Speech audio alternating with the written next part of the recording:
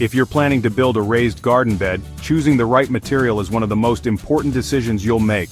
The material you select affects everything: durability, soil health, maintenance, and even how well your plants thrive. Over the years, I've experimented with many different options, and I've seen firsthand which materials hold up and which ones fall apart way too soon. Some last for decades with minimal upkeep, while others degrade quickly or even leach harmful substances into the soil. In this guide, I'll break down the best and worst materials for raised garden beds so you can make an informed decision.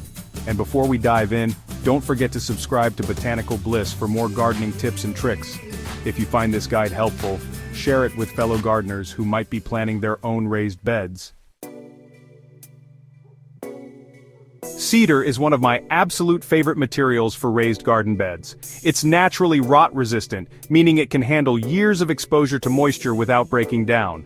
Unlike untreated woods that decay in just a few years, cedar contains natural oils that help deter insects and fungal growth, giving it a lifespan of 10 to 15 years or more with minimal maintenance. Cedar beds also allow for excellent drainage and aeration, which is key to preventing waterlogged soil. While it does have a higher upfront cost compared to softwoods like pine, it pays off in the long run since you won't need to replace your beds nearly as often. If you want your raised garden beds to last for years while looking great in the process, cedar is one of the best investments you can make. Redwood has many of the same benefits as cedar, but with an even longer lifespan. This wood is naturally resistant to decay and can last 15 to 20 years when properly maintained. Like cedar, it contains natural oils that repel insects and fungi, making it a great option for organic gardens. The biggest downside to redwood is the price. It's often even more expensive than cedar, and it's not as widely available. But if you're looking for a long-term solution that will hold up beautifully over time, redwood is one of the best materials you can choose. If you want raised garden beds that will outlive almost anything else, galvanized steel is an excellent choice. Unlike wood, metal doesn't rot, warp, or get eaten by insects, meaning you won't have to worry about replacing your beds for 30 years or more. Steel beds warm up quickly in the spring, helping to extend the growing season by warming the soil faster. Some people worry that metal beds can overheat in the summer, but I've found that this is rarely an issue. A thick layer of mulch helps regulate soil temperature, and insulating the inner walls with cardboard or straw can help in extremely hot climates.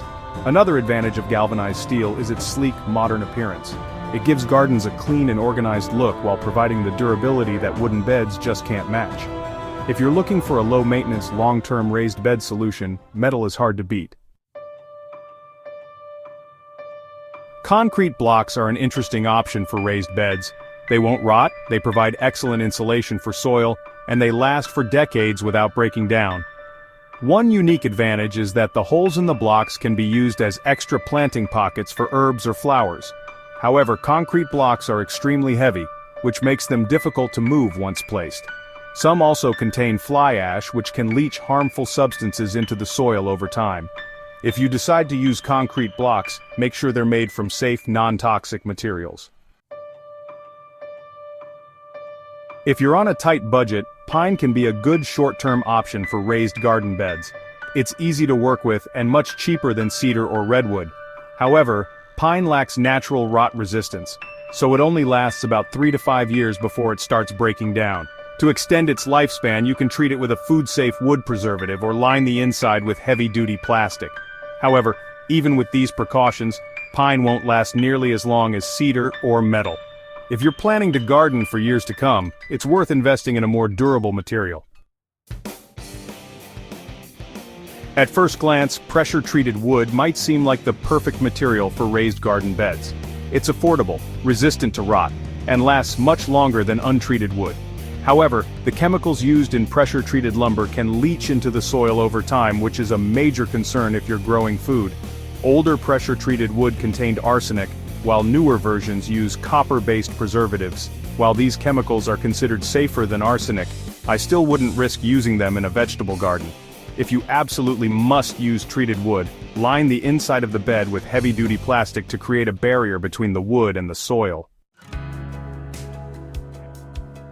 When choosing the best material for your raised garden beds, Cedar redwood and galvanized steel are the top choices for durability, plant safety and longevity. If you're looking for a more affordable option, pine or concrete blocks can work, but they won't last as long. Avoid materials like treated lumber railroad ties and low-quality plastic, as they can introduce harmful chemicals into your soil. Whichever material you choose, make sure to set up your beds properly with good soil, proper drainage and regular maintenance to keep them thriving for years to come.